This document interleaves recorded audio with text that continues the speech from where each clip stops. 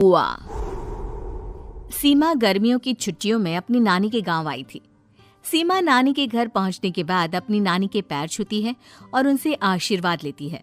तभी उसकी नानी उससे कहती है, इतनी बड़ी हो गई मेरी सीमा, चल जल्दी से हाथ मुंह धो ले, मैं तेरे लिए खाना लगा देती हूँ।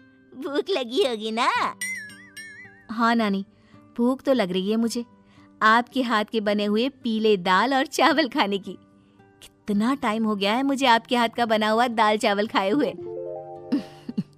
तू तो नौकरी में व्यस्त थी, तो तुझे कहाँ से टाइम मिलेगा अपनी नानी के लिए? और जब इतने टाइम बाद आई है तो ज्यादा टाइम के लिए रुक कर जाएगी तू। हाँ नानी, इस बार पूरे 2 महीने के लिए आई हूँ। सीमा की नानी अंदर जाकर उसके लिए खाना बनाने लगती है। सीमा कमरे में अकेली होती है, तभी उसे किसी औरत के रोने की आवाज सुनाई देती है। वो कभी खिड़की से बाहर झांकती है तो कभी दरवाजे से बाहर झांकती है। उसे समझ में नहीं आ रहा होता है कि आखिर रो कौन रहा है। तभी नानी खाना लेकर आ जाती है। वो अपनी नानी से कहती है, नानी, कोई औरत रो रही है क्या? मैं जब से यहाँ आई हूँ तब से मुझे यहाँ किसी औरत की रोने की आवाज आ रही है। हे भगवान, कहीं ये वही तो नहीं? बोलो ना नानी। अरे कोई नहीं रो रहा, ये तेरे मन का वहम है। और तू ना अब खाना खा ले, ज्यादा यहाँ वहाँ की बातों में ध्यान मत दिया कर। जल्दी से खाना खा और फिर मेरे साथ आ जा मेरे कमरे में, दोनों बैठकर खूब सारी बातें करेंगे। ऐसे ही अगले दिन सीमा अपनी नानी के साथ गांव के बाजार जा रही होती है। उसी रास्ते में फिर से किसी औरत के रोने की आवाज आती है। वो अपनी नानी से कहती है,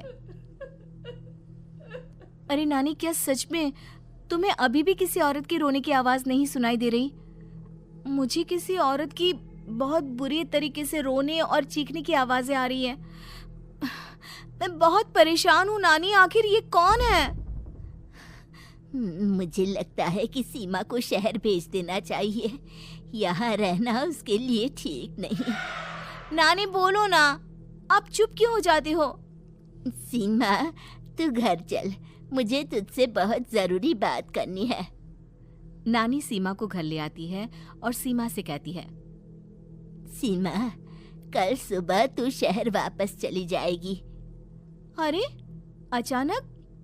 आखिर क्या बात है नानी, आप मुझे ऐसे जाने को क्यों कह रही हो? मैं बस जो कह रही हूँ उस पर ध्यान दे। तू कल सुबह यहाँ से चली जाएगी, और ये बात मैं कोई मजाक में नहीं बोल रही। तू कल जाएगी तो मतलब जाएगी।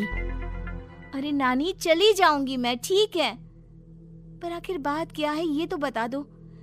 मम्मी से कोई बात हुई है या फिर मुझसे कोई गलती हुई है जो तुम मुझे अचानक से जाने के लिए बोल रही हो? देख सीमा, रात बहुत हो चुकी है और मुझे इस बारे में कोई बात नहीं करनी। चल, अब चल के मेरे साथ सो जा। सुबह की बस पकड़कर तुझे शहर भी तो जाना है।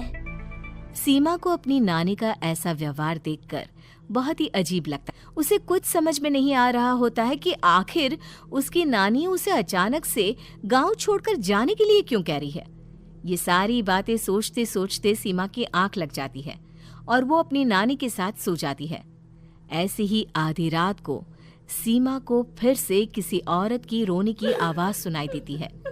वो उस औरत की आवाज सुनकर बार बार करवटें बदल रही होती है और तभी उसे सपने में भी एक अजीब सी औरत की परछाई दिखाई देती है, जो इतना चीख चीख कर रो रही होती है कि सीमा डरकर उठ जाती है। वो पूरे पसीने पसीने हो रही होती है। वो अपने आसपास देखती है तो घर में बिल्कुल शांति का माहौल होता है। सीमा घबरा जाती है।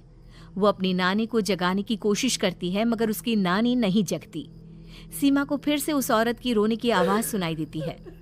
आखिरकार सीमा अपने आप को रोक नहीं पाती और वो घर का दरवाजा खोलकर बाहर निकलती है। आखिर ये माजरा क्या है? आज तो मैं पता करके रहूंगी। अब आवाज का पीछा करते हुए सीमा आधी रात को गांव के चौपाल के पास बने कुएं के पास पहुंच जाती है, जहां कुएं की चारों ओर बेड़ियां लगी होती हैं।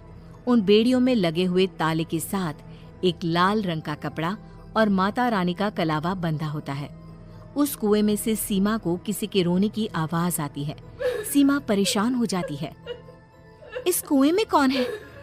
कौन है यहाँ? सुनो, कौन है? कौन रो रहा है? वो चिल्ला चिल्ला कर पूछती है और साथ ही लोगों को जगाने की कोशिश करती है, मगर किसी को भी उसकी आवाज सुनाई नहीं देती। अब सीमा खुद उस कुएं के पास की बेड़ियों और तालों को खोलने की कोशिश करती है और किसी तरह कुछ देर की मशक्कत के बाद सीमा उसको खोल भी देती है। और जैसे ही वो कुआं खोलकर उसके अंदर झांकती है, सीमा उस कुएं में गिर जाती है। इतने में उसकी नानी की नींद भी खुल जाती है और सीमा को पास ना देखकर नानी परेशान हो जाती है। नानी घबराकर पूरे घर में उसे ढूंढने की कोशिश करती है, जिसके बाद उसकी नानी और सभी लोग उस खूनी कुएं के पास जाते हैं और सीमा की नानी कुएं के पास खड़ी होती है। सभी गांव वालों और सीमा की नानी को सीमा के चिल्लाने की आवाज आती है। बचाओ, कोई मुझे बचाओ। मेरी बच्ची, हम आ गए, हम तुझे बचा लेंगे। नानी, मुझे यहाँ बहुत डर लग रहा है। यहाँ इंसान की कटी हुई मुंडिया, हाथ, पैर और कंकाल है और खून भी है। नानी, मुझे डर लग रहा है। आप सब मेरी मदद कीजिए, नहीं तो ये खूनी कुआं मेरी बच्ची को भी खा जाएगा। अरे मुझे तो ये समझ में नहीं आ रहा कि आखिर इस खूनी कुएं को खोला किसने। सालों पहले इसको इतनी मुश्किलों के बाद तांत्रिक बाबा ने बंद किया था। अरे पूरा गांव खूनी कुएं के बारे में अच्छे से जानता है, तो कोई भी जानबूझकर तो ऐसा करेगा नहीं।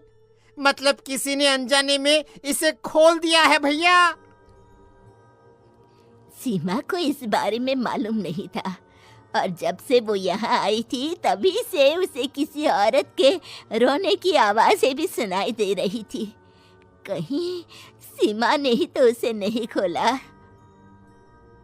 अगर ऐसा है तो फिर सीमा का बचना बहुत मुश्किल है। वहीं कुएं के अंदर सीमा रोते हुए बैठी होती है कि उसे आवाज सुनाई देती है जो कुएं के बाहर खड़े गांव वालों में से किसी को सुनाई नहीं देता। आज सालों के बाद मुझे ताजा खून मिलेगा।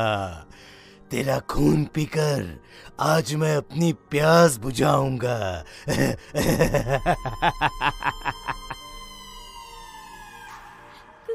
कौन है? मत मारो प्लीज, मुझे जाने दो प्लीज। मैंने किसी का क्या बिगाड़ा है? वो तुझे मरने के बाद पता चल ही जाएगा। जितने में गांव वाले और सीमा की नानी कुछ सोच पाते, उतने में उन्हें सीमा के चिल्लाने की आवाज आती है और अगले ही पल सब शांत हो जाता है। क्या हुआ? सीमा, मेरी बेटी। माफ करना बहन, लेकिन अब सीमा वापस नहीं आएगी। हमें एक बार फिर से कुएं को बंद करना होगा। गांव वाले तभी तांत्रिक को बुलाकर लाते हैं। एक बार फिर अपनी शक्ति से तांत्रिक बाबा उस कुएं को हमेशा हमेशा के लिए बंद कर देते हैं और वहां एक बोर्ड लगा दिया जाता है कि यहाँ आना मना है।